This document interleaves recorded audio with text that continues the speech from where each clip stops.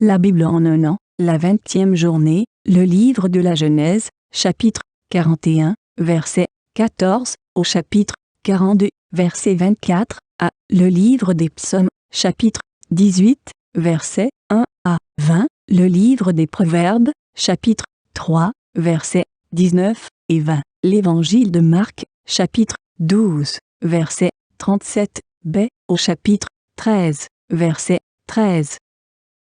Livre de la Genèse, chapitre 41. Pharaon fit appeler Joseph. On le fit sortir en hâte de la prison. Il se rasa, changea de vêtements et se rendit vers Pharaon. Pharaon dit à Joseph: J'ai eu un songe. Personne ne peut l'expliquer et j'ai appris que tu expliques un songe après l'avoir entendu. Joseph répondit à Pharaon en disant: Ce n'est pas moi, c'est Dieu qui donnera une réponse favorable à Pharaon. Pharaon dit alors à Joseph: Dans mon songe, voici, je me tenais sur le bord du fleuve. Et voici, 7 vaches grasses de chair et belles d'apparence montèrent hors du fleuve et se mirent à paître dans la prairie.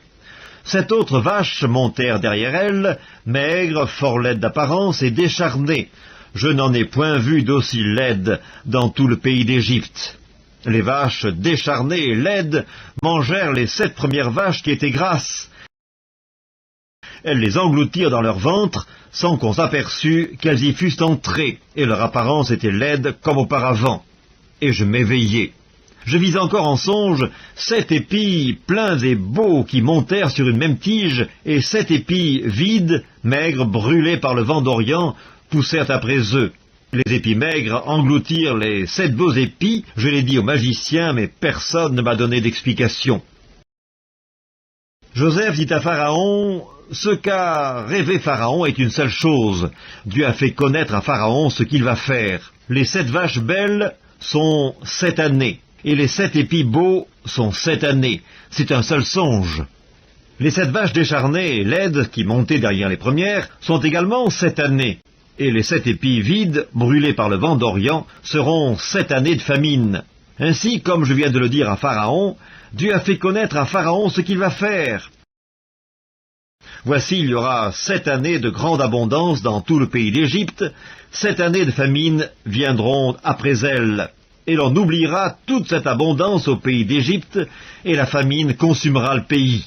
Cette famine qui suivra sera si forte qu'on ne s'apercevra plus de l'abondance dans le pays. Si Pharaon a vu le songe se répéter une seconde fois, c'est que la chose est arrêtée de la part de Dieu et que Dieu se hâtera de l'exécuter. Maintenant que Pharaon choisisse un homme intelligent et sage et qu'il le mette à la tête du pays d'Égypte, que Pharaon établisse des commissaires sur le pays pour lever 1/5 des récoltes de l'Égypte pendant les 7 années d'abondance, qu'il rassemble tous les produits de ces bonnes années qui vont venir, qu'il fasse, sous l'autorité de Pharaon, des amas de blé, des approvisionnements dans les villes, et qu'ils en aient la garde.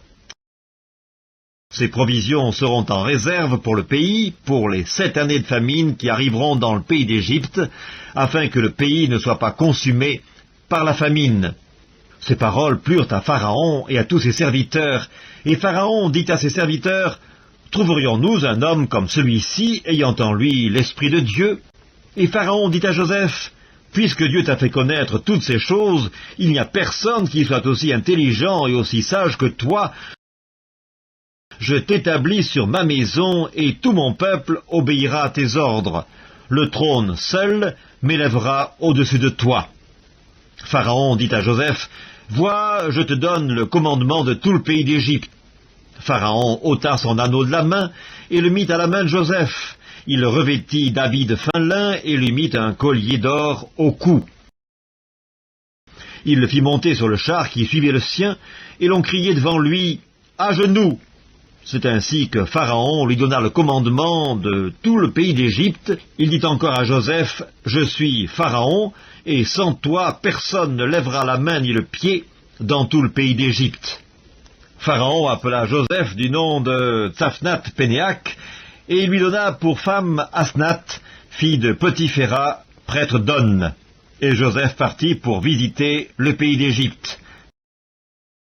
Joseph était âgé de 30 ans lorsqu'il se présenta devant Pharaon, roi d'Égypte, et il quitta Pharaon et parcourut tout le pays d'Égypte.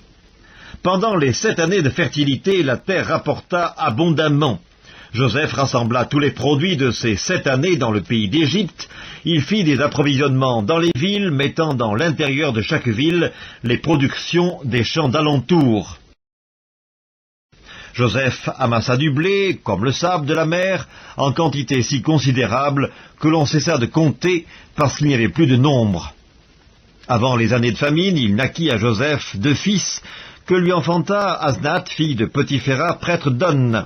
Joseph donna au premier-né le nom de Manassé, car, dit-il, « Dieu m'a fait oublier toutes mes peines et toute la maison de mon père. » Et il donna au second le nom d'Éphraïm, car, dit-il, « Dieu m'a rendu fécond dans le pays de mon affliction. » Les 7 années d'abondance qu'il y eut au pays d'Égypte s'écoulèrent, et voici les 7 années de famine commencèrent à venir, ainsi que Joseph l'avait annoncé. Il y eut famine dans tous les pays, mais dans tout le pays d'Égypte, il y avait du pain. Quand tout le pays d'Égypte fut aussi affamé, le peuple cria à Pharaon pour avoir du pain. Pharaon dit à tous les Égyptiens, « Allez vers Joseph et faites ce qu'il vous dira. » La famine régnait dans tout le pays. Joseph ouvrit tous les lieux d'approvisionnement et vendit du blé aux Égyptiens. La famine augmentait dans le pays d'Égypte, et de tous les pays on arrivait en Égypte pour acheter du blé auprès de Joseph, car la famine était forte dans tous les pays. Livre de la Genèse, chapitre 42. Jacob, voyant qu'il y avait du blé en Égypte, dit à ses fils, « Pourquoi vous regardez-vous les uns les autres ?» Il dit, « Voici, j'apprends qu'il y a du blé en Égypte, descendez-y pour nous en acheter là, afin que nous vivions et que nous ne mourions pas. » 10 frères de Joseph descendirent en Égypte pour acheter du blé. Jacob n'envoya point avec eux Benjamin, frère de Joseph, dans la crainte qu'il ne lui arrivât quelque malheur. Les fils d'Israël vinrent pour acheter du blé au milieu de ceux qui venaient aussi, car la famine était dans le pays de Canaan. Joseph commandait dans le pays. C'est lui qui vendait du blé à tout le peuple du pays, et les frères de Joseph vinrent et se prosternèrent devant lui la face contre terre. Joseph vit ses frères et les reconnut, mais il feignit d'être un étranger pour eux. Il leur parla durement et leur dit, « D'où venez-vous » Ils répondirent, « Du pays de Canaan, pour acheter des vivres. » Joseph reconnut ses frères, mais eux ne le reconnurent pas. Joseph se souvint des songes qu'il avait eus à leur sujet, et il leur dit, « Vous êtes des espions, c'est pour observer les lieux faibles du pays que vous êtes venus. » Ils lui répondirent, « Non, mon Seigneur, tes serviteurs sont venus pour acheter du blé. Nous sommes tous fils d'un même homme, nous sommes sincères, tes serviteurs ne sont pas des espions. » Il leur dit, « Nullement, c'est pour observer les lieux faibles du pays que vous êtes venus. » Ils répondirent, « Nous, tes serviteurs, sommes 12 frères, fils d'un même homme au pays de Canaan. Et voici, le plus jeune est aujourd'hui avec notre père, et il y en a un qui n'est plus. » Joseph leur dit, « Je viens de vous le dire, vous êtes des espions. Voici comment vous serez éprouvés par la vie de Pharaon. Vous ne sortirez point d'ici que votre jeune frère ne soit venu. Envoyez l'un de vous pour chercher votre frère, et vous restez prisonniers. Vos paroles seront éprouvées, et je saurai si la vérité est chez vous. Sinon, par la vie de Pharaon, vous êtes des espions. » Et les mit ensemble 3 jours en prison. Le 3e jour, Joseph leur dit, « Faites ceci et vous vivrez, je crains Dieu. Si vous êtes sincères, que l'un de vos frères reste enfermé dans votre prison, et vous partez, emportez du blé pour nourrir vos familles, et amenez-moi votre jeune frère, afin que vos paroles soient éprouvées, et que vous ne mouriez point. » Et ils firent ainsi. Ils se dirent alors l'un à l'autre, « Oui, nous avons été coupables envers notre frère, car nous avons vu l'angoisse de son âme quand il nous demandait grâce, et nous ne l'avons point écouté. C'est pour cela que cette affliction nous arrive. » Ruben, prenant la parole, leur dit, « Ne vous disais-je pas, ne commettez point un crime envers cet enfant, mais vous n'avez point écouté, et voici son sang est redemandé. » Ils ne savaient pas que Joseph comprenait, car il se servait avec eux d'un interprète. Il s'éloigna d'eux pour pleurer. Psaume 18. Au chef des chantres du serviteur de l'Éternel, de David, qui adressa à l'Éternel les paroles de ce cantique, lorsque l'Éternel l'eut délivré de la main de tous ses ennemis et de la main de Saül. Il dit, Je t'aime, ô Éternel, ma force. Éternel, mon rocher, ma forteresse, mon libérateur, mon Dieu, mon rocher où je trouve un abri, mon bouclier, la force qui me sauve, ma haute retraite. Je m'écrie, loué soit l'Éternel, et je suis délivré de mes ennemis. Les liens de la mort m'avaient environné, les torrents de la destruction m'avaient épouvanté, les liens du sépulcre m'avaient entouré, les filets de la mort m'avaient surpris. Dans ma détresse, j'ai invoqué l'Éternel, j'ai crié à mon Dieu. De son palais, il a entendu ma voix, et mon cri est parvenu devant lui à ses oreilles. La terre fut ébranlée et trembla, les fondements des montagnes frémirent, et ils furent ébranlés parce qu'il était irrité. Il s'élevait de la fumée dans ses narines, et un feu dévorant sortait de sa bouche. Il en jaillissait des charbons embrasés. Il abaissa les cieux, et il descendit. Il y avait une épaisse nuée sous ses pieds. Il était monté sur un chérubin, et il volait. Il planait sur les ailes du vent. Il faisait des ténèbres sa retraite, sa tente autour de lui. Il était enveloppé des eaux obscures et de sombres nuages. De la splendeur qui le précédait s'échappaient les nuées lançant de la grêle et des charbons de feu. L'Éternel tonna dans les cieux, le Très-Haut fit retentir sa voix avec la grêle et les charbons de feu. Il lança ses flèches et dispersa mes ennemis. Il multiplia les coups de la foudre et les mit en déroute. Le lit des eaux apparut, les fondements du monde furent découverts. Par ta menace, ô Éternel, par le bruit du souffle de tes narines, il étendit sa main d'en haut. Il me saisit, il me retira des grandes eaux, il me délivra de mon adversaire puissant, de mes ennemis qui étaient plus forts que moi. Il m'avait surpris au jour de ma détresse, mais l'Éternel fut mon appui. Il m'a mis au large, il m'a sauvé parce qu'il m'aime. Livre des Proverbes, chapitre 3. C'est par la sagesse que l'Éternel a fondé la terre, c'est par l'intelligence qu'il a affermi les cieux, c'est par sa science que les abîmes se sont ouverts et que les nuages distillent la rosée. Marc, chapitre 12. Et une grande foule l'écoutait avec plaisir. Il leur disait dans son enseignement, « Gardez-vous des scribes, qui aiment à se promener en robe longue et à être salués dans les places publiques, qui recherchent les premiers sièges dans les synagogues et les premières places dans les festins, qui dévorent les maisons des veuves et qui font pour l'apparence de longues prières. Ils seront jugés plus sévèrement. » Jésus, s'étant assis vis-à-vis du tronc, regardait comment la foule y mettait de l'argent. Plusieurs riches mettaient beaucoup. Il vint aussi une pauvre veuve.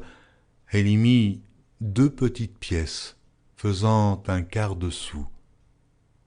Alors Jésus, ayant appelé ses disciples, leur dit, « Je vous le dis en vérité, cette pauvre veuve a donné plus qu'aucun de ceux qui ont mis dans le tronc, car tous ont mis de leur superflu. Mais elle a mis de son nécessaire, tout ce qu'elle possédait, tout ce qu'elle avait pour vivre. » Marc, chapitre 13. Lorsque Jésus sortit du temple, un de ses disciples lui dit, « Maître, regarde quelle pierre et quelle construction. » Jésus lui répondit, « Vois-tu ces grandes constructions? Il ne restera pas pierre sur pierre qui ne soit renversée. » Il s'assit sur la montagne des Oliviers en face du temple, et Pierre, Jacques, Jean et André lui firent en particulier cette question. « Dis-nous quand cela arrivera-t-il, et à quel signe connaîtra-t-on que toutes ces choses vont s'accomplir ?» Jésus se mit alors à leur dire, « Prenez garde que personne ne vous séduise, car plusieurs viendront sous mon nom disant « C'est moi », et ils séduiront beaucoup de gens. Quand vous entendrez parler de guerre et de bruit de guerre, ne soyez pas troublés, car il faut que ces choses arrivent, mais ce ne sera pas encore la fin. Une nation s'élèvera contre une nation et un royaume contre un royaume. Il y aura des tremblements de terre en divers lieux, il y aura des famines. Ce ne sera que le commencement des douleurs. Prenez garde à vous-même. On vous livrera aux tribunaux, et vous serez battus de verges dans les synagogues. Vous comparaîtrez devant des gouverneurs et devant des rois à cause de moi, pour leur servir de témoignage. Il faut premièrement que la bonne nouvelle soit prêchée à toutes les nations. Quand on vous emmènera pour vous livrer, ne vous inquiétez pas d'avance de ce que vous aurez à dire, mais dites ce qui vous sera donné à l'heure même, car ce n'est pas vous qui parlerez, mais l'Esprit Saint. Le frère livrera son frère à la mort et le père son enfant. Les enfants se soulèveront contre leurs parents et les feront mourir. Vous serez haïs de tous à cause de mon nom, mais celui qui persévérera jusqu'à la fin sera sauvé.